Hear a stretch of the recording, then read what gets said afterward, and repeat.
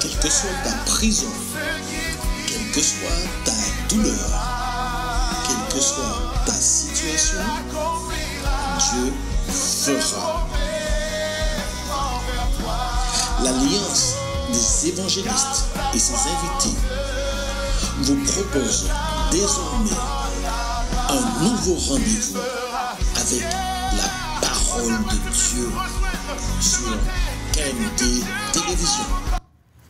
Oui, bonjour à tous. Que Dieu vous bénisse. Donc, c'est un plaisir d'être avec vous encore ce matin autour de la parole de Dieu et nous sommes conscients que la parole de Dieu est la vie. La Bible nous dit que la parole qui a été donnée, cette parole qui s'est faite chair, qui est Jésus, et c'est elle que nous prêchons aujourd'hui, c'est cette parole qui est toujours la même, qui ne change pas. C'est elle qui a changé ma vie, qui a changé la vie de beaucoup de personnes. Et c'est elle également que nous annonçons.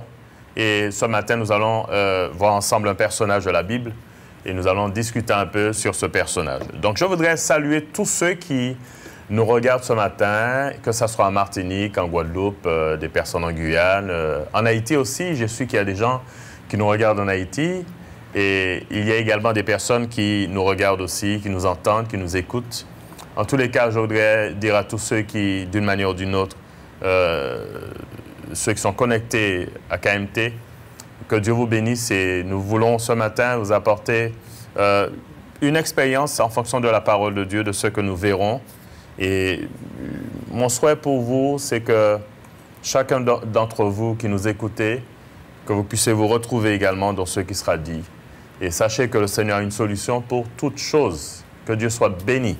Donc, je ne suis pas seul. Je rappelle, je suis le frère Marius, bien sûr.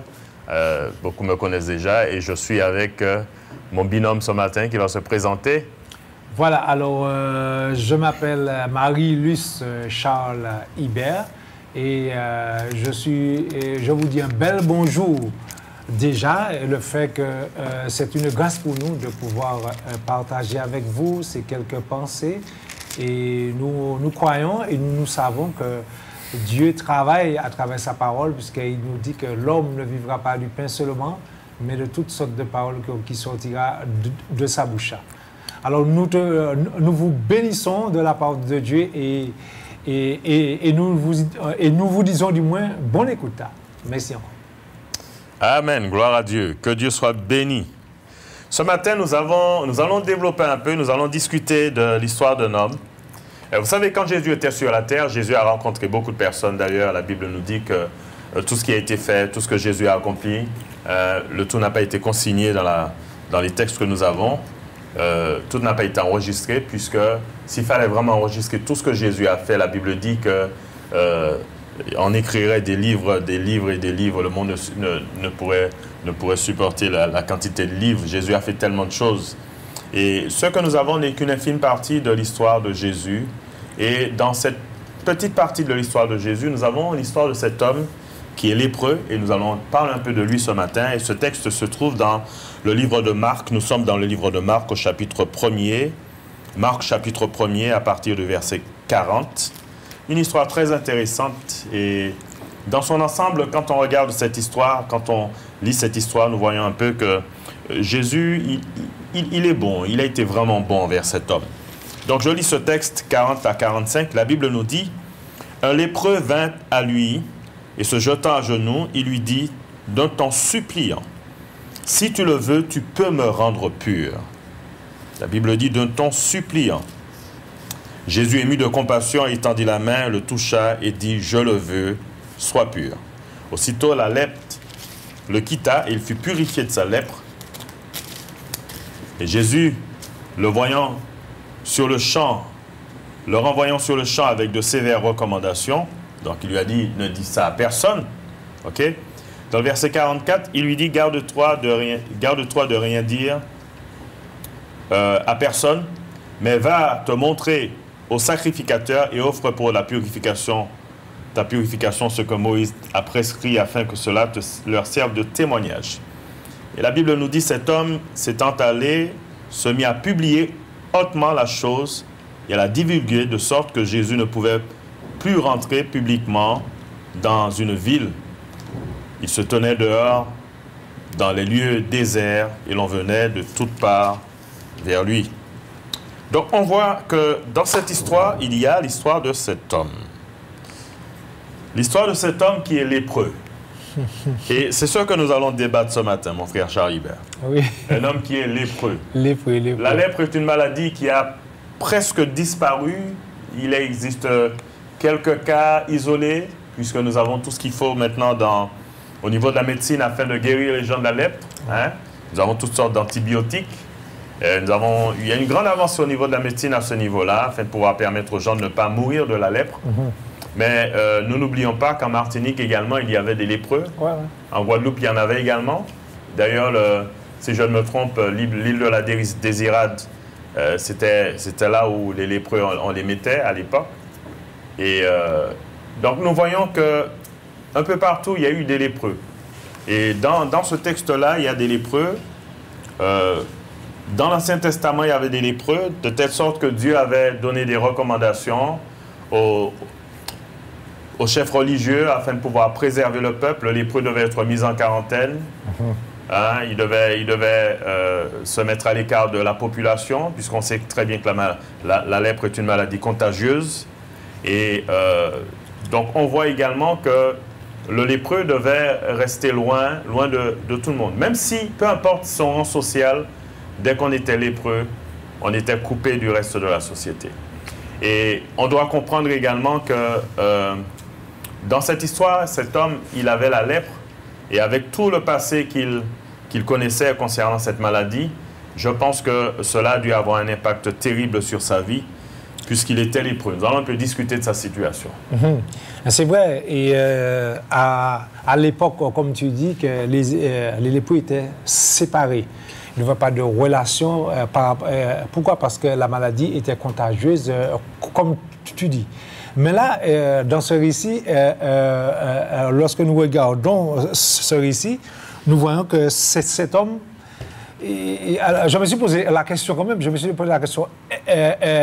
peut-être qu'il a essayé d'autres choses quand même, avant de venir à Jésus-Christ, parce que lui, il avait besoin d'une solution. Hein? La solution, alors, dans ma réflexion, je me suis posé la question, mais avant de venir jusqu'à Jésus, peut-être qu'il a essayé d'autres choses, et tout ce qu'il a essayé, puisqu'il avait en lui quand même un grand besoin.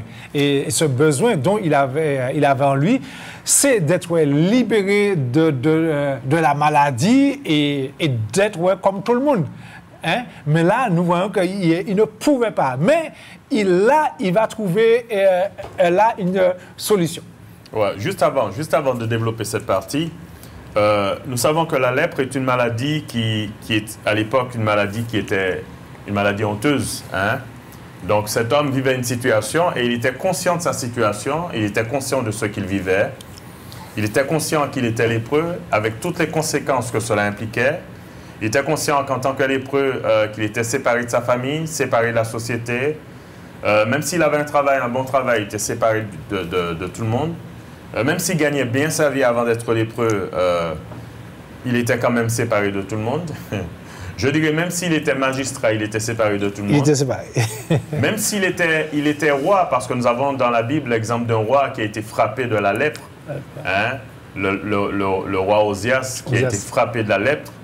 Et cet homme, la Bible nous dit qu'il est mort. Il est mort avec sa lèpre. Il est mort loin de tout le monde, loin de la société. Pourquoi? Parce que la lèpre était synonyme de mort, de malédiction. Hein? Quand il y avait la lèpre quelque part, eh bien, il fallait agir rapidement parce que, essayez d'imaginer que la lèpre, on n'a pas tous les moyens médicaux que nous avons aujourd'hui, et que la lèpre, il y a une épidémie de lèpre en Martinique. Sachez bien que, au bout de compte, il restera plus grand monde, parce qu'on sait très bien que, surtout, c'est pas que la lèpre, surtout la façon dont cette maladie agit chez la personne, où elle perd ses membres, elle perd au fur et à mesure. C'est une maladie qui ronge complètement les tissus, et cet homme ne pouvait pas, et il savait très bien, il était conscient de cela. Et je crois qu'il n'y a pas chose plus difficile pour quelqu'un d'être conscient de sa situation et de connaître les conséquences de sa situation, de ce qu'elle vit, tout en n'ayant pas de solution. Vous savez, il y a des gens qui... Parce qu'à l'époque, pour la lèpre, il n'y avait pas de solution. Il n'y avait pas de solution. La personne était séparée, puis on attendait. Et lorsque vous vivez une situation difficile, vous avez un problème, vous avez quelque chose, vous avez un problème que vous n'arrivez pas à résoudre, que ce soit un problème de maladie, que ce soit un problème relationnel, que ce soit, peu importe, un problème dans votre foyer, dans votre travail, vous avez ce problème, mais vous n'avez pas de solution. Et vous demandez, mais comment faire pour trouver une solution? Et vous êtes conscient de la situation, lorsque vous dormez, à votre réveil, vous pensez à la chose. Lorsque vous sortez du travail, déjà pendant que vous travaillez, vous avez la chose qui vous revient à l'esprit. Lorsque vous avez un véritable problème, je ne parle pas d'une personne qui n'a pas eu suffisamment d'argent pour acheter un pain, mais qui pourtant a de l'argent, peut faire un retrait, se dire, tiens, je n'ai pas pu acheter parce que je n'ai pas assez d'argent, mais cette personne peut faire un retrait pour acheter. Je parle d'une personne qui réellement est dans une situation où il n'y a pas de solution. Pour elle, à ses yeux, il n'y a pas de solution. Je crois que ça va créer chez l'individu une grosse frustration. Et il y a des gens, même peut-être des gens qui m'écoutent là aujourd'hui, il y a des gens qui, à cause de cela, sont tombés en dépression à cause de cela. Parce que n'ayant pas de solution, alors on se dit, mais qu'est-ce qu'il faudrait faire? Qu'est-ce qu'on peut faire quand il n'y a plus rien à faire? Mais en termes généraux, quelqu'un qui sait qu'il n'y a pas de solution, la personne réfléchit. Hein. Oui, mais vous avez réfléchi, toute qualité réfléchie. Oui, mais oui, on n'a qu'à réfléchir. Bon, la personne réfléchit, mais la personne en elle-même, il y a toujours les diverses pensées qui tournent. Hein. Voilà, la personne ne peut pas dire que bon, il n'y a pas de solution, je ne trouve pas de solution là, mais cette personne-là se sent condamnée.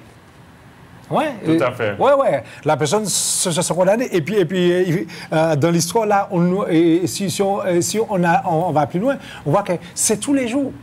Tous les jours, exactement. Et quand tu vis quelque chose tous les jours, ça crée aussi d'autres maladies. Exactement. Peut-être aussi, il a fait mal, peut-être aussi chagrin, peut-être qu'il a maigri aussi. Il est en le bas, si nous entrons dans le texte là profond, ou quand Bougata dans une sorte de dimension là, vraiment désespérant là. Exactement. Désespérant. Bon, pour lui, il n'y a pas de solution. C'est ça. Voilà. C'est ça. Et tu sais, ce que tu viens de dire là, il y a des gens qui vivent ça tous les jours ici à Martinique. Il y a des gens qui vivent, peut-être que vous nous écoutez ce matin, vous nous regardez ce matin, vous vivez exactement la même chose. Tous les jours, vous faites face à la situation, vous n'avez pas de solution, personne ne peut vous aider. Vous êtes là, vous demandez, mais que vais-je faire? Comment vais-je pouvoir sortir de cette situation? Et cet homme, certainement, il a tout essayé. Ouais, c'est ça. Il a tout essayé. Mais quand on sait que la lèpre, déjà, nous sépare de la société, ça voudrait dire que des gens de la société ne peuvent pas vous aider parce qu'ils ne doivent pas vous approcher de peur d'attraper la lèpre. Et la question que je me suis posée concernant cet homme, je me suis dit, mais qui lui a transmis cette maladie? Qui lui a donné cette maladie? Comment a-t-il fait pour devenir lépreux? Il a bien fallu qu'il y ait à un moment... soit en contact avec quelqu'un ou avec un support utilisé par des lépreux ou un lépreux est passé, parce que lorsque les lépreux passaient quelque part, dès qu'ils avaient touché quelque part, ça laissait également des traces. Et à cause de ça, les gens pouvaient être infectés.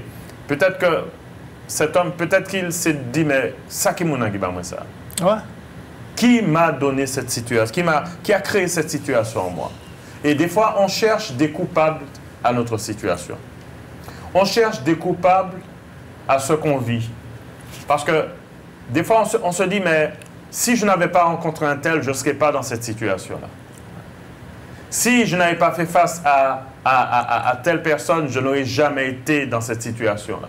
Ou encore, si j'avais écouté, ce qui est plus dur, si j'avais écouté les conseils, je ne serais pas tombé dans cette situation pour laquelle je n'ai pas de solution aujourd'hui. Et je parle à quelqu'un ce matin. Nous parlons à quelqu'un. Nous ne pouvons pas les barmons de la forêt. Parce que je crois qu'il y a des gens qui vivent des choses et le Seigneur il sait pourquoi il nous a envoyés ce matin afin de discuter de ce texte-là. Parce que vous n'avez pas de solution pour votre difficulté. Vous n'avez pas de solution. Des gens vous ont déjà peut-être prêté main forte, mais la situation n'a pas changé. Peut-être qu'il y a des gens également, à cause de leur situation, se sont isolés. Nous connaissons ça également. Des gens qui s'isolent à cause de leur situation. Je prends un exemple très simple. Nous allons rentrer dans un petit débat, dans une dimension que certaines personnes vont se reconnaître également. Il y a des gens qui, par exemple, dans leur vie, dans leur enfance, dans leur adolescence, ont été abusés d'une manière ou d'une autre, hein, que ça soit, quel que soit le type d'abus, des gens qui ont vécu des abus et ça a laissé des traces chez eux. Et soit dû à un père sévère, une mère sévère, ou encore des trucs de ce genre, ou encore un voisin, ou encore un membre de la famille. Et des gens qui ont vécu ces choses, qui les ont mal vécues, se sont renfermés sur eux-mêmes et qui aujourd'hui ne peuvent pas avoir de relation normale avec monsieur tout le monde à cause de cela, sont devenus méfiants. On connaît des gens comme ça, sont devenus méfiants, des gens qui ne font plus confiance à qui que ce soit, des gens qui se disent c'est même pas la peine que je vais essayer de voir avec un tel. Donc des gens qui se renferment sur eux-mêmes, des gens qui s'enlèvent de la société, qui se mettent à l'écart de la société à cause de leur situation. Encore, vous savez, ce qui se passe des fois, c'est que quand on a un problème et pour lequel on n'a pas de solution, on se dit que ce n'est pas la peine que j'aille chercher d'autres solutions parce que j'ai déjà tout fait. Et nous allons ce matin vous amener à comprendre qu'il y a une solution. Oui. Il y a une solution malgré tout. Malgré tout, malgré tout. Malgré tout, il y a une solution. Et quand on lit ce texte-là, mon frère, pour aller plus loin, lorsqu'on lit ce texte, la Bible nous dit « Un lépreux vint à Jésus. » Il vint à lui. Il vint à lui pourquoi? Parce qu'il il se dit que peut-être que Jésus a la solution, parce qu'il avait déjà entendu dire que Jésus guérissait. Voilà. Jésus avait fait du bien, même lorsque nous regardons le verset juste avant, juste avant, dans le verset 39, la Bible dit « Et il alla prêcher dans les synagogues par toute la Galilée. Il chassa les démons. » Donc, on voit que Jésus avait un grand ministère de guérison. Lorsque nous allons dans le verset 32, il dira « Le soir, après le coucher du soleil, on lui amena tous les malades et les démoniaques. Et toute la ville était assemblée devant la porte. Il guérit beaucoup de gens qui avaient diverses maladies. Il chassa aussi beaucoup de démons. Et ne permettait pas aux démons de parler parce qu'ils le connaissaient. Donc, on voit que Jésus avait fait beaucoup de miracles et les gens savaient, cet homme savait. Et je crois que c'est pour cela qu'il est allé vers Jésus, n'est-ce pas? Ah oui, je crois que c'est pour ça. Ah oui, ça, sûrement, on a cette conviction-là, il a entendu parler des miracles et des prodiges, et comment Jésus travaillait. Et je vais souligner aussi qu'il a cru aussi que Jésus pouvait l'écouter, l'entendre aussi, parce qu'il était malade, il était dans... le fait qu'il était lépreux, peut-être qu'il dialoguait avec les lépreux. Mais hors des lépreux, peut-être qu'il n'y avait pas d'oreille parce qu'il ne pouvait pas aller vers d'autres personnes. Tout à fait. Mais là, il savait que aussi Jésus pouvait lui donner un temps d'écoute. C'est pourquoi aussi qu'il vint vers Jésus. C'est pourquoi on veut vous dire, madame, monsieur, là où vous êtes, vous pouvez venir vers Jésus. Jésus ne repousse pas les gens. Mais ce que Jésus fait, Jésus accueille tous ceux et celles qui viennent à lui. Nous voyons qu'est-ce que Jésus va faire là. Déjà, premièrement, nous voyons que c'est cet homme qui va chercher Jésus.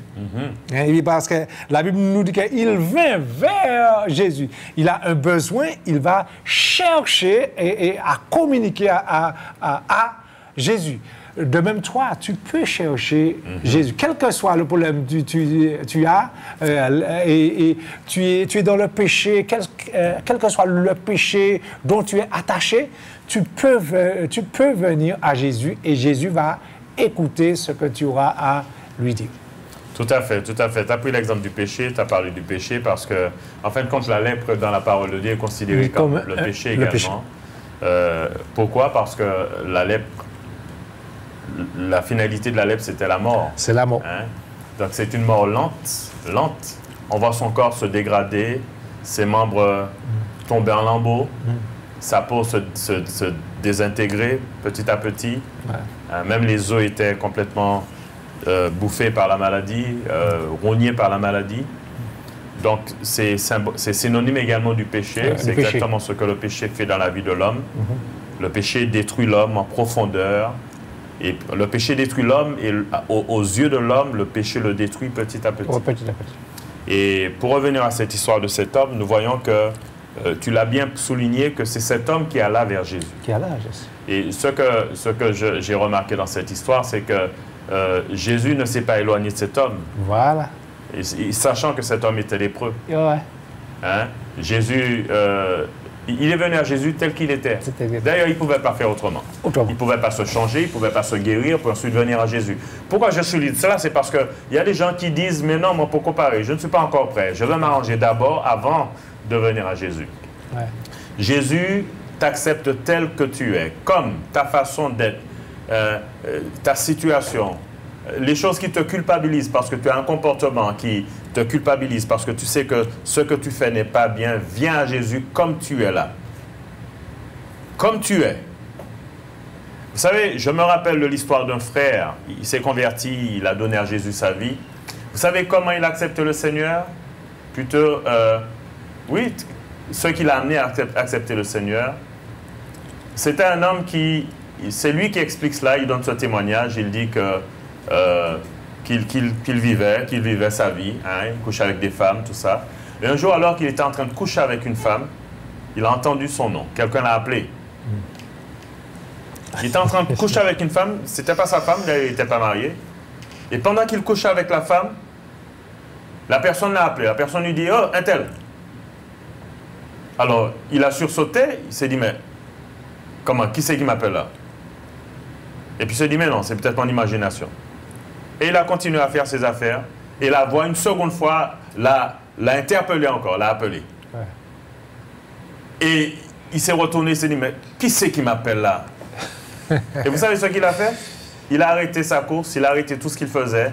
Il s'est habillé, il a dit à la femme, écoute, sors, sors. Remets tes vêtements, il disparaît. Et depuis ce jour-là, le Seigneur n'a pas cessé à parler dans son cœur jusqu'à ce qu'il donne à Jésus sa vie. Béni soit Dieu. Hein? Parce que Dieu emploie des moyens, toutes sortes de moyens afin de pouvoir communiquer avec l'individu. Pour cet homme, Jésus a fait des miracles. Cet homme a entendu parler de Jésus. Et cet homme est venu vers Jésus. Les miracles de Jésus lui ont parlé. Ils lui ont dit que Jésus peut te guérir. Ouais. Hein? Vous savez, certaines personnes se disent que si Dieu ne me parle pas directement, je ne vais pas accepter l'évangile. Cet homme n'a pas attendu que Jésus lui parle. Hein? Jésus ne s'est jamais adressé à lui. Qu'est-ce qu'il s'est adressé à lui? Sa propre conscience. Il s'est dit que si cet homme peut guérir les malades, chasser les démons, il peut me guérir également. Ouais. Et c'est pour cela qu'il est allé lui-même vers Jésus. Donc, on remarque, mon frère, que tant qu'on n'est pas conscient de la situation, tant qu'on n'est pas conscient, on n'a pas pris conscience de son état, on ne peut pas faire une démarche vers Jésus. C'est vrai, c'est vrai. Hein? On ne peut pas se dire, la situation dans laquelle dans laquelle je me trouve est une situation qui n'est pas bonne, je veux sortir de là. Vous savez pourquoi vous n'avez toujours pas accepté l'évangile? C'est parce que vous vous complaignez dans votre situation. Pour vous, elle ne vous dérange pas. Il y a des gens chez qui le péché a déjà tellement... Je pourrais dire le péché n'a plus cette image néfaste, mauvaise. Il y a des gens qui ont tellement accepté la situation telle qu'elle est, qu'elles ne voient plus d'importance de donner à Jésus leur vie. Elles trouvent tout à fait normal. Mais j'aimerais vous dire une chose. La Bible nous dit, cherchez l'Éternel pendant qu'il se trouve, invoquez-le tandis qu'il est prêt, que le méchant abandonne sa voie et l'homme d'iniquité ses pensées, qu'il retourne à l'Éternel, qui aura pitié de lui, à notre Dieu qui aura pitié de lui. Qui retourne, Dieu aura compassion. Pourquoi je dis cela? Parce que lorsque cet homme vint à Jésus, la Bible nous dit, se jetant à ses genoux, il lui dit de ton suppliant, si tu le veux, tu peux me rendre pur. C'est bien ça. D'autant suppliant. Ouais. Tu peux me rendre pur. Oui, mais ce que je vais relever aussi dans, dans ce que cet homme va dire, le lépreux, et en se présentant devant Jésus, cet homme va être très sympa. Il est très, très, très, très, très, très sympa. Parce qu'il n'a pas développé sa prière d'une manière expliquée, pourquoi je suis comme ça, voilà, etc. Non, mais il vient vers Jésus et il dit à Jésus, saoulé, les simples mots. Et lorsque nous regardons la manière dont Jésus va répondre à cet homme aussi, Jésus va répondre à cet homme simplement aussi. Il ne va pas entrer dans des grandes machins, le pour qui, c'était si qui avait... Non, non, non, non. Cet homme, il demande à Jésus, mais simplement, parce qu'il sait que dans le récit, nous voyons que lui-même, cet homme, il sait que Jésus est capable de pouvoir le guérir à l'instant même. Il connaît ça. Alors, lui qu'est-ce qu'il va faire là? On va lire le verset, le verset 40, fin du verset 40, il nous dit que si tu le veux, tu peux me rendre pur. C'est ça sa prière. Juste ça. Juste ça. Ce qu'il a besoin, c'est pourquoi lorsque nous lisons la parole de Dieu nous dit que faites connaître vos besoins à Dieu par des prières et de supplications, et la paix de Dieu qui surpasse toute intelligence gardera vos cœurs et vos pensées. Et c'est ça que cet homme va faire. Il va se présenter à Jésus, mais en le suppliant. Hein? En le suppliant. Et là, nous voyons courtement, mais il ne peut pas développer tout le monde, mais simplement. Et nous savons que ce n'est pas la longueur de la prière qui va compter. Hein? Jésus, lorsque nous voyons, quand Jésus faisait des miracles, Jésus souligne toujours la foi de la personne. Et il n'a jamais souligné la grandeur de la phrase que la personne a employée. Et c'est là nous voyons que cet homme, simplement, il vient, il croit que Jésus est capable de le faire, il emploie des mots simples. Et là, après, nous allons développer. Tout à fait, tout à fait. Et ce qui est bien, c'est que lorsqu'il va dire à Jésus, si tu le veux, tu peux me rendre pur, comme tu expliquais, il n'a pas eu à raconter toute son histoire, parce que le simple fait de dire à Jésus, si tu le veux, tu peux me rendre pur, va donner toute l'explication sur sa situation. C'est qu'il est impur. Il est impur, voilà. C'est qu'il a une situation qui le met à part de tout le monde, une situation qui l'exclut même. Parce qu'il ne faut pas croire, le lépreux était séparé de la société. Donc, s'il était séparé de la société, ça voulait dire qu'il ne pouvait pas venir à la présence de Dieu pour adorer. Ouais. Il ne pouvait pas rentrer dans le temple. Il ne pouvait pas être avec tout le monde, adorer Dieu. Donc maintenant, nous pouvons comprendre que cet homme avait réellement un désir d'être libéré de sa maladie.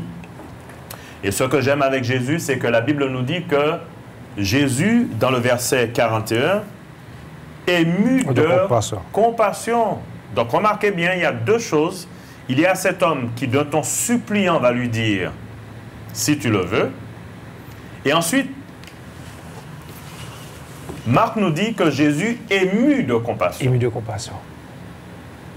Ému de compassion. Vous savez, j'aime bien le mot compassion parce que le mot compassion signifie entraille. Entraille. Quelque chose de profond. De même que cet homme, en suppliant Jésus, avec ce simple mot, cette simple phrase, si tu le veux, tu peux me rendre pur, cet homme va donner toute l'explication par ces quelques mots de ce qu'il vit. Ouais. Et Jésus, voyant ce qu'il vit, parce que Jésus voyait sa situation, voyait la maladie sur lui. Et Jésus comprenait également que cet homme était séparé de la société.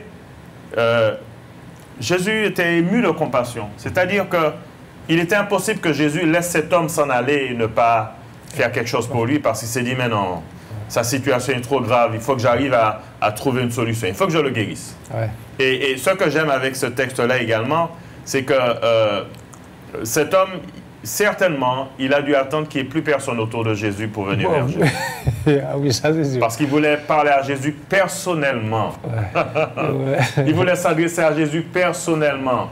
Il ne voulait pas que des gens viennent rapporter à Jésus ce qu'il avait à dire. Par exemple, il se tiendrait à l'écart et dira aux gens, dis à Jésus ça pour moi. Ouais. Parce que la Bible nous dit que nous pouvons aller à Jésus directement. Ne cherchez pas des gens pour parler à Jésus pour vous. Ouais. Parlez à Jésus directement. Allez à lui directement. Les yeux dans les yeux. Et le Seigneur va vous répondre avec compassion, avec entrailles, ça voudrait dire avec vérité, avec des émotions. De même qu'il a exprimé des émotions en suppliant Jésus, Jésus va répondre aux émotions. Pourquoi je parle d'émotions? Parce que les émotions, c'est ce qui nous rend vrais. Hein? Quand nous manifestons des émotions, les émotions sont la vérité de ce que nous sommes. Je peux dire des mots avec des paroles, je peux mentir avec des paroles, mais mes émotions ne mentiront jamais. Et c'est pour cela que Dieu ne répond qu'au cœur. Le cœur de cet homme a parlé à Jésus et le cœur de Jésus a répondu à cet homme. Si tu le veux, et Jésus va lui dire, je le veux. De cœur à cœur. Soyons sincères devant Dieu. Dieu a besoin que nous soyons sincères devant lui. Vous voulez vraiment que votre situation change? Dieu a besoin que vous soyez vrai devant lui. Que vous soyez vrai, sincère. Personne ne peut mentir à Dieu. D'ailleurs, la Bible nous dit dans le livre de Jean que Jésus n'avait pas besoin qu'on lui rende témoignage de qui que ce soit parce que lui-même savait ce qui était dans l'homme. Vous savez, quelquefois, nous nous trompons lorsque nous faisons de belles prières. Vous savez, on fait cela lorsqu'on est devant tout le monde, on est en présence de tout le monde. Il y a des gens qui font de belles prières simplement parce que, vous savez, au fond de nous-mêmes, on a un certain orgueil, on a de l'amour propre. Quelquefois, l'individu veut montrer plus que ce qu'il est. C'est vrai. Hein? Plus que ce qu'il est. C'est un peu comme on dit, un peu comme la confiture. Moins on n'en a, plus en l'étage. Hein? Et c'est comme ça. Mais lorsque nous nous trouvons dans une situation difficile, nous sommes brisés à cause de la situation, brisés à cause de cette situation. Nous avons du mal à lever la tête. Nous avons la tête dans la boue. Là, ce sont nos émotions qui parlent là. C'est nous personnellement, c'est vrai. C'est le vrai Marius qui parle quand il se trouve au fond du gouffre là. Hein? Et c'est pour cela que cet homme, il a su parler à Jésus, il a su parler au cœur de Jésus. Il a su toucher le cœur de Jésus. Ma question pour vous ce matin, quand avez-vous déjà touché le cœur de Dieu? Si vous vivez une situation difficile, hein, vous courez dans tous les sens pour chercher des solutions, demander aux gens de faire ci pour vous, faire ça pour vous. Quand est-ce que vous allez vous mettre devant Dieu, lui parler, vraiment lui ouvrir votre cœur? Vous savez, la Bible nous dit que Jésus dira « Je ne jetterai pas dehors celui qui vient à moi ». Seigneur nous attend les bras ouverts, quelle que soit notre situation. Peut-être que certains d'entre vous avaient honte de votre situation. Le Seigneur vous accepte tel que vous êtes. Tel que vous êtes. Même si les gens vous jugent, Dieu ne vous juge pas. Même si les gens vous rejettent, Dieu ne vous rejette pas. Jésus n'a pas rejeté ce lépreux pour dire « Tu es lépreux, sors de ma présence pour ne pas me donner ta maladie. » Mais Jésus a fait quoi? Il lui a dit « Si tu le veux. » Cet homme a dit « Si tu le veux. » Jésus a dit « Je le veux. » Je le veux. Ouais. Et je voudrais dire deux petits mots par rapport à cela. C'est-à-dire que cette situation dont le lépreux vivait, c'est une situation qui sentait. Hein. Lorsque je parle de sentir, ça veut dire que c'était très grave. Mais je me suis posé la question, le fait que Jésus va s'adresser à cet homme rempli de compassion. Déjà même le regard de Jésus travaillait déjà cet homme. Tout à fait. Hein? Parce que Jésus était rempli de compassion. C'est-à-dire qu'à travers le regard de Jésus, à travers le comportement de Jésus, cet homme aussi recevait déjà quelque chose. Il savait que Jésus l'écoutait. Parce que Jésus a manifesté de la miséricorde, de la compassion. Et quand quelqu'un manifeste de la compassion pour quelqu'un, on voit ça, hein? On a senti que monsieur Monet a parlé de moi, et son regard, son attitude, etc. Tu sens que c'est quelqu'un qui me reçoit, c'est quelqu'un qui est là, qui m'écoute d'une manière très attentive. Hein? C'est quelqu'un qui est prêt à faire quelque chose pour moi. Et c'est ça, c'est formidable ça. Tout à fait. La compassion. Tout à fait. De même que, vous savez, ce que tu dis est vrai. Et de même que les hommes religieux s'éloignaient de cet homme, parce que ce sont des hommes, malgré sa situation, Jésus a éprouvé de la compassion, il a montré de la compassion, Ouais. et quand il a dit « je le veux », le « je le veux », c'est pas quelqu'un qui dira « je le veux » puis il ne fait rien. Ah ouais. Mais « je le veux » de Jésus a fait quoi? A déclenché la guérison, c'est cet homme. Voilà, oui. Je le veux de Jésus. Je pourrais dire que le cœur de Jésus est allé guérir cet homme. Ah ouais, c'est ça. La compassion de Jésus est allée le guérir. Et quand il a dit « je le veux », les paroles de Jésus à ce moment-là ont véhiculé la guérison dans la vie de cet homme. Et la Bible ne nous dit pas que Jésus le toucha. Ah. Nulle part on verra qu'il est question de toucher de Jésus ou encore dire que Jésus a étendu la main sur cet homme. Non. La Bible nous dit simplement que Jésus lui dit « Je le veux, sois pur. » Oui, il a... Ok. Je le veux, sois pur. Lorsque nous regardons, autant pour moi, dans le verset 41, Jésus fut ému de compassion, il étendit la main, le toucha. Ok. Il étendit la main, le toucha et lui dit « Je le veux, sois pur. » Les sacrificateurs, je vais même aller plus loin. Le sauveur et sacrificateur de l'époque ne pouvait pas toucher à cet homme. Parce que s'il avait touché à cet homme, il aurait eu la lèpre également. La lèpre. D'accord? Jésus, qui nous dit la Bible, est souverain sacrificateur, le souverain sacrificateur par excellence. Ouais. Par excellence. Et donc, il le toucha et il lui dit quoi? Je le veux. Peut-être que beaucoup d'entre vous avez contacté des gens pour être secourus dans certaines difficultés. Des gens vous ont fait des promesses. Des gens vous ont dit, je viendrai faire ça pour toi. Ou encore, je vais t'aider. Et jusqu'à présent, vous attendez. Mais Jésus, le Jésus là, c'est celui qui, quand il dit, il fait. Il fait. La Bible dit que Dieu n'est pas un homme pour mentir, ni un fils d'homme pour se repentir. Ouais. Ce que sa bouche dit, sa main l'accomplit. Amen. Ah oui. Et c'est ce qu'il a fait. Ah ouais. Ce que sa bouche dit, sa main l'accomplit. Et le toucher de Jésus, c'est un toucher qui est particulier parce que Jésus va faire quoi? Jésus va démontrer par là qu'il est au-dessus de toute maladie, il est au-dessus de toute infirmité, il est au-dessus de toute condition. Et contrairement à la femme qui avait la perte de sang, et pour cela que j'ai eu cette petite confusion dans mon esprit tout à l'heure, la femme qui avait la perte de sang, Jésus ne la toucha pas. Cette femme allait, elle toucha Jésus. C'est elle qui toucha. D'accord?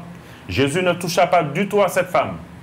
Et ce lépreux, donc elle avait une perte de sang, elle se trouvait également dans une situation similaire parce qu'elle était séparée également de la société. Amen. Et Jésus va faire quoi? Jésus va continuer son chemin et c'est elle qui viendra derrière et qui va toucher Jésus. Jésus ne va absolument rien faire.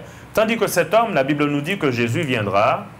Jésus, quand il viendra vers Jésus, Jésus va le toucher. Puis, vous savez, c'est un peu comme si vous allez vous rencontrer quelqu'un qui est dans une situation, cette personne, vous sentez dans sa voix qu'il y a de la tristesse et vous posez la main sur son épaule, vous lui dites, prends courage. Vous touchez, parce que c'est de la compassion qui fait faire ça. Oui, c'est ça. Et ce que j'aime avec Jésus, c'est qu'il a toujours une solution. Et quand il guérit, il ne guérit pas à peu près. Il guérit parce que dans la guérison de cet homme, le « je le veux » veut également dire « je te restaure aujourd'hui même ». Je te restaure, je te remets ta vie, ta vie que la maladie a enfermée depuis longtemps. Cette prison dans laquelle tu étais depuis longtemps. Aujourd'hui, je veux que tu sortes de cette situation. Mon désir, c'est que tu sortes de cette situation. Mon désir, c'est que ta vie change. Mon désir, c'est que la maladie te quitte. Mon désir, c'est que le problème ne soit plus au-dessus de toi, mais je te libère aujourd'hui. Et ce que j'aime avec également cette déclaration, c'est que ça nous rappelle ce que Jésus disait. Vous connaîtrez la vérité, et la vérité vous affranchira. Ouais. Je le veux. Ouais. Et lorsqu'on regarde ici la réponse de Jésus, Je comprends que Jésus reste au niveau de cet homme. Tout à fait. Jésus n'a pas employé de grand vocabulaire. Il va prendre les mêmes pensées que cet homme. Lorsque nous regardons cet homme, qu'est-ce qu'il va dire? Si tu le veux, tu peux me rendre pur. Jésus va répondre dans la simplicité aussi. Je le veux. Sois pur. Sois pur. C'est-à-dire que Jésus va considérer cet homme avec son vocabulaire, avec son éducation, etc. Et il va travailler avec cet homme selon son niveau vocabulaire, niveau machin. Il va pas employer des mots qui voilà. Mais Jésus va prendre sa prière avec les mêmes mots dont il va parler à Jésus, et Jésus se met à son niveau. Et là, Jésus va dire, je le veux.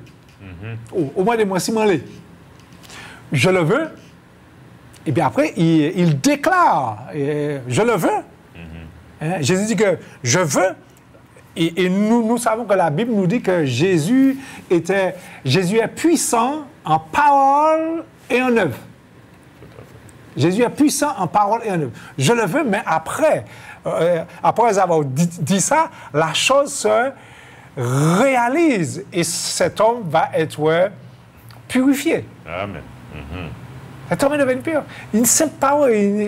Jésus va répondre à cet homme selon son niveau.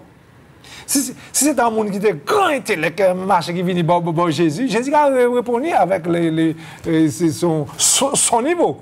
Tout à fait. Mais le petit qui vient, c'est pourquoi Jésus se met à la portée de tous, madame, monsieur, quel que soit ton problème. Tu ne sais pas bien t'exprimer, tu ne sais pas bien parler, mais Jésus voit ce que tu vis dans ton cœur et tu peux dire à Jésus selon tes expressions, selon tes mots, puisque la parole de Dieu nous dit que Jésus sonde les cœurs et les reins.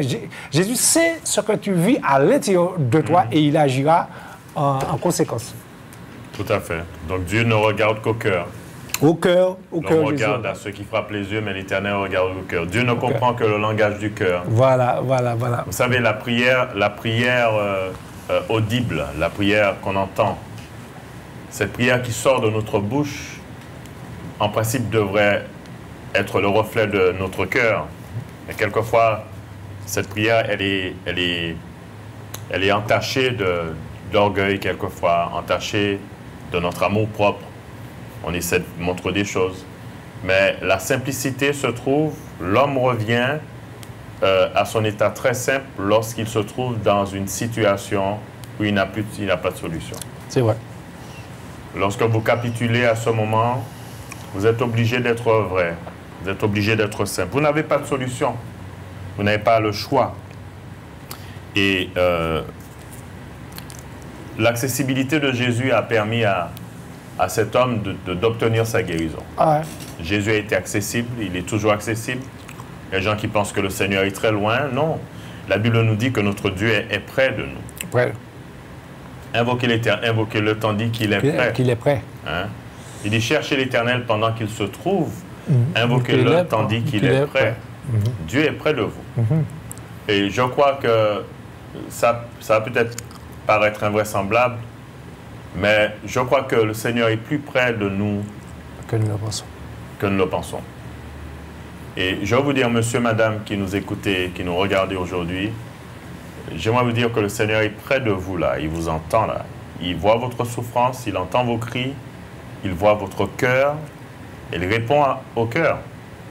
Et son cœur répond à votre cœur. C'est une question de cœur à cœur. Hein, pas de parole à parole. Les paroles, quelquefois, ne veulent rien dire. La sincérité se trouve au niveau du cœur. D'ailleurs, Jésus dira que c'est du cœur que viennent les mauvaises pensées, que viennent les meurtres, que viennent les adultères. Tout cela vient du cœur parce que c'est le cœur qui manifeste les émotions. Et s'il n'y a pas d'émotion, il n'y a pas de vérité.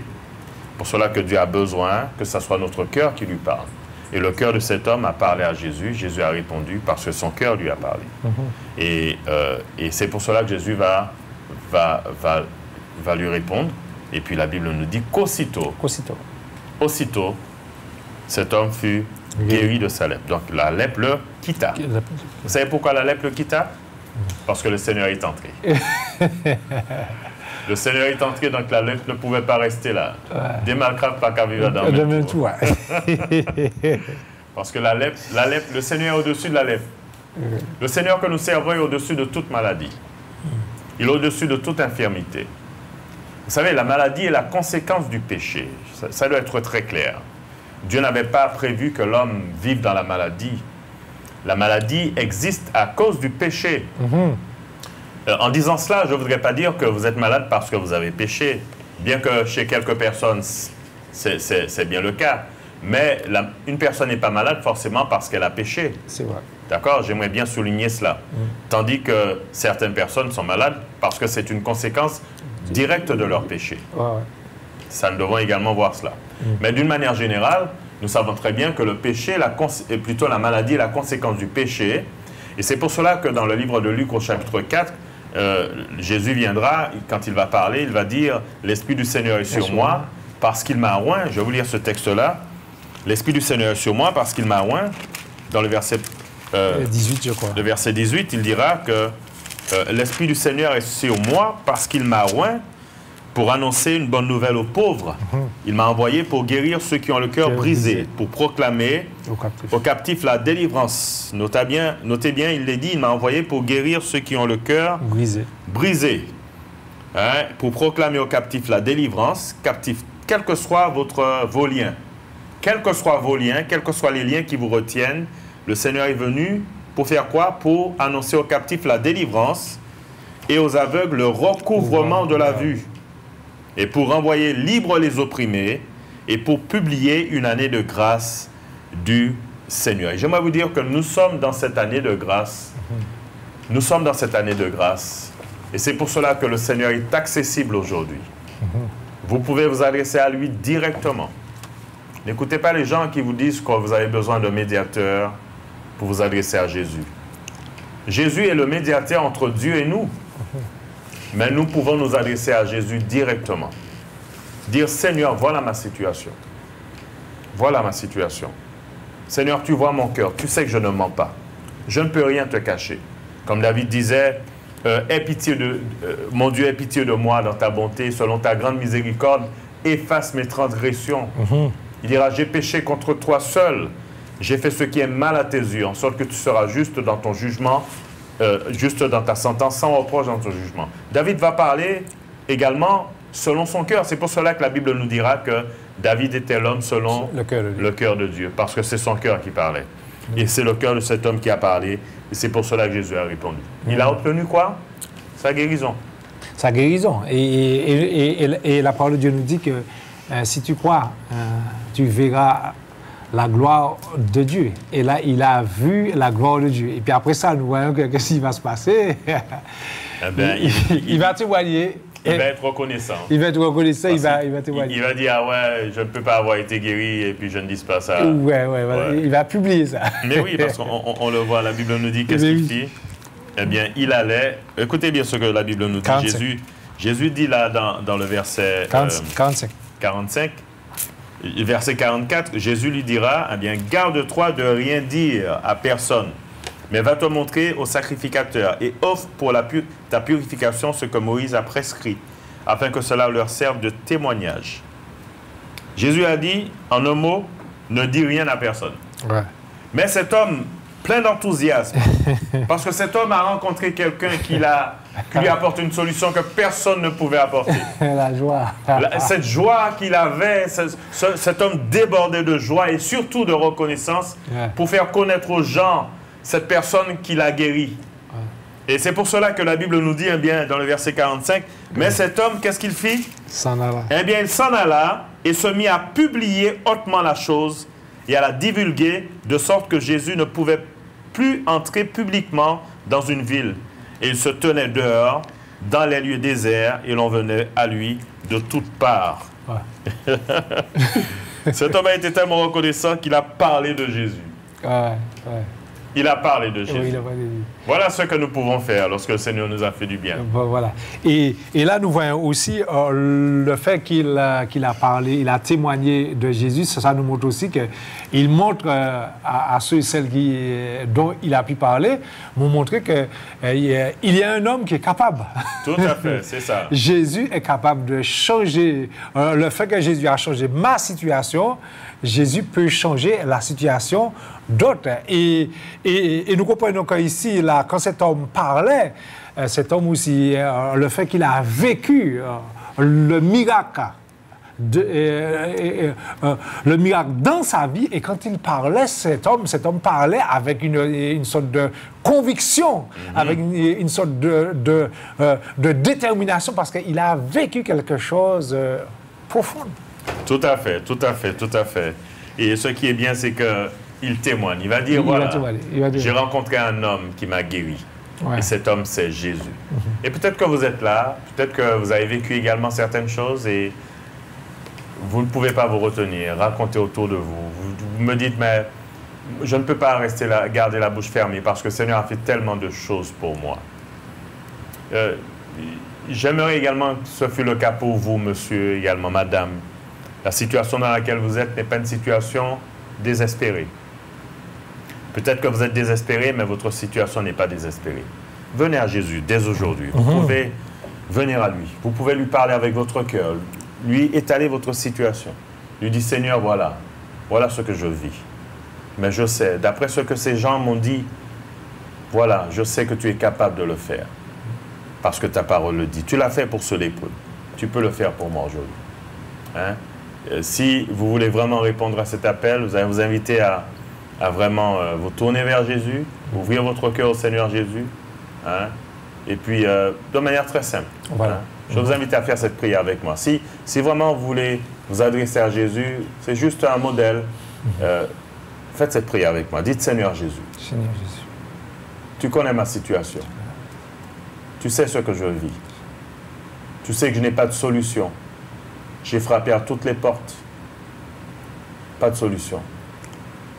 Mais j'ai entendu aujourd'hui que tu es celui qui est la solution. Et je veux, comme cet homme, que tu me guérisses. S'il te plaît, Seigneur Jésus. Vous savez, si vous avez fait cette prière sincèrement, le Seigneur vous a entendu. Je vais vous inviter à nous contacter. Vous pouvez nous contacter. Vous avez des numéros de téléphone. Vous pouvez nous contacter. Et dites, voilà, je veux m'approcher de Jésus. Donner à Jésus ma vie. Et je voudrais que vous puissiez m'aider à le faire et également à débuter une vie spirituelle avec Jésus. Et le Seigneur le fera. Alléluia. On va voir s'il y a des appels. S'il y a des gens qui veulent nous contacter, hein, ou encore s'il y a des gens qui veulent nous appeler aujourd'hui, on va laisser ce petit temps d'antenne afin de pouvoir prendre des communications, les appels. Hein, s'il y a un appel ce matin.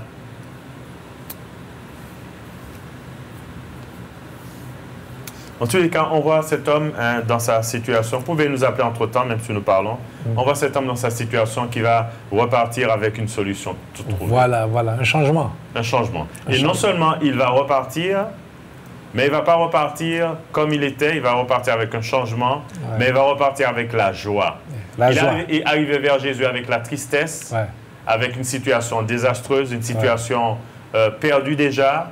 Et il va repartir avec tout à fait le contraire. Il va repartir dans la joie, avec de l'espérance. En plus, quelle espérance? Se dire que ma vie recommence à zéro aujourd'hui. Je débute ma vie aujourd'hui.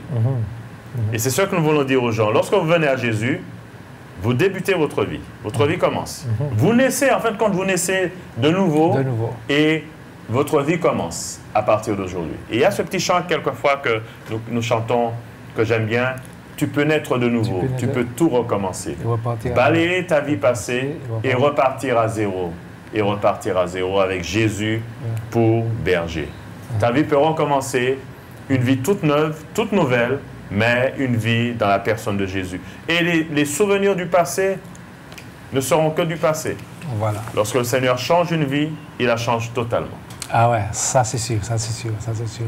Et oui, donc c'est pour cela que nous avons cette espérance dans le Seigneur Jésus, sachant que la parole de Dieu nous dit que Jésus, à chaque fois qu'il se trouvait vers des gens, je prends l'exemple, quand il a vu la foule qui n'avait pas mangé, depuis cette foule n'avait pas mangé, et la Bible nous dit qu'elle était languissante, la Bible nous dit que Jésus fut ému de compassion. De compassion. Hein? Et pour ce lépreux, il fut ému de compassion. Jésus fut ému de compassion pour beaucoup de personnes. Toutes les fois où le Seigneur regarde la situation d'une personne, il est ému de compassion. Quand vous parlez de compassion, pensez à entrailles, pensez à ce qui est viscéral. Ouais. Lorsque nous avons peur, ça se passe dans nos entrailles. Et la compassion, c'est au niveau des entrailles également. Et c'est pour cela qu'on a besoin vraiment que le Seigneur réponde.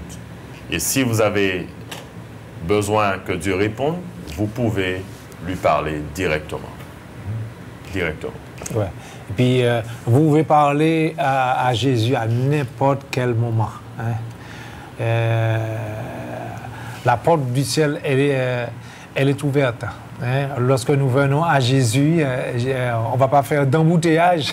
Tout à fait. Et comme si nous sommes sur terre lorsque nous allons par exemple à la poste, on est obligé d'attendre notre tour, etc. Mais lorsque nous venons à Jésus, à l'instant même, Jésus nous écoute. Hein. Voilà, il écoute des milliers, des milliards de personnes. Tous les hommes qui veulent parler à Jésus, peuvent les écouter en même temps, leur donner la réponse, toutes les réponses en même temps aussi. Hein. Nous servons un grand Dieu, le Dieu Tout-Puissant, le Dieu créateur du ciel et de la terre qui nous aime du moins. Et la porte, quand quelqu'un vient à Jésus, Jésus lui ouvre la porte. Jésus communique avec cette personne. Jésus dialogue avec cette personne. Jésus apporte la solution, comme il a pu apporter la solution pour cet homme lépreux. Et nous voyons qu'après, il a demandé à cet homme d'aller voir le sacrificateur, parce que le sacrificateur, à l'époque, devait regarder si vraiment la personne était vraiment guérie. Hein. C'était pour avoir une confirmation. C'est de même si Jésus te guérit aujourd'hui de quelle que soit la maladie, tu vas voir ton médecin et le médecin va te dire mais je ne comprends rien. Il avait un cancer, mais comment ça se fait? Hein? Mais c'est Jésus qui est passé par là. Jésus est celui qui a accompli des miracles et des prodiges. Oui, je voulais également souligner quelque chose. Pour revenir un peu sur l'histoire de cet homme, Jésus, quand il a guéri, donc cet homme est arrivé avec de la honte. Ouais. Il repart, donc il est arrivé tête baissée, il repart la tête haute. Parce que, comme je disais tout à l'heure, c'est une maladie qui, à l'époque, c'était une maladie honteuse. Parce qu'elle nous isolait également. Et là, il est reparti la tête haute. Ouais. Et il pouvait regarder les gens dans les yeux. Ouais. Et puis aussi, il y a une autre pensée aussi concernant cet homme. Cet homme, lorsqu'il arrive, il ne pouvait pas communiquer avec tout le monde parce qu'il était lépreux. Mais quand il a reçu la grâce de Jésus, il communique avec tout le monde. Tout à fait, tout à fait. Il a cette liberté de pouvoir communiquer. Hein? Et je pense que sa guérison était visible. Hein? Ah oui, parce que la Bible nous dit qu'aussitôt il fut purifié de sa lèpre. Oui, il fut purifié, oui. Donc la guérison était visible. Ouais. Et les gens qui étaient là, certainement, qui le regardaient, ont vu qu'il y avait un changement sur son apparence, sur sa peau. Ah ouais, radical. Que la maladie l'avait lâché. S'il y avait des plaies, certainement, il y avait des plaies sur son corps. Les plaies ont disparu. Sa peau s'est assainie. Hein? Et qui sait, peut-être que le Seigneur lui a donné la peau d'un bébé. Mais oui. Hein? Donc il a été complètement purifié de sa lèpre. Et nous bénissons Dieu pour cela. Hein? C'est toute cette espérance que le Seigneur vous apporte lorsque vous venez à lui. Ne restez pas dehors. Ne restez pas cloués dans votre situation. Ne dites pas que tout le monde m'a rejeté à cause de ma situation. Le Seigneur est capable de te relever la tête, de t'apporter ce qui est nécessaire. En tous les cas, nous sommes heureux de pouvoir connaître l'histoire de cet homme et nous savons que Dieu, de même qu'il a fait pour cet homme, il le fera pour vous également. Hein? Et nous voulons vous laisser avec ces quelques mots ce matin et vous dire que si le Seigneur l'a fait pour ce lépreux, Dieu le fera parce que quelquefois, quelle que soit la chose, Dieu fera. Voilà. Amen. Gloire à Dieu. Quel que soit, Dieu fera. À la prochaine. À la prochaine. Merci encore pour votre écoute. Amen. Quelle que soit ta prison, quelle que soit ta douleur, quelle que soit ta situation, Dieu fera. L'Alliance des évangélistes et ses invités vous propose désormais un nouveau rendez-vous avec la parole de Dieu sur KMT Télévision.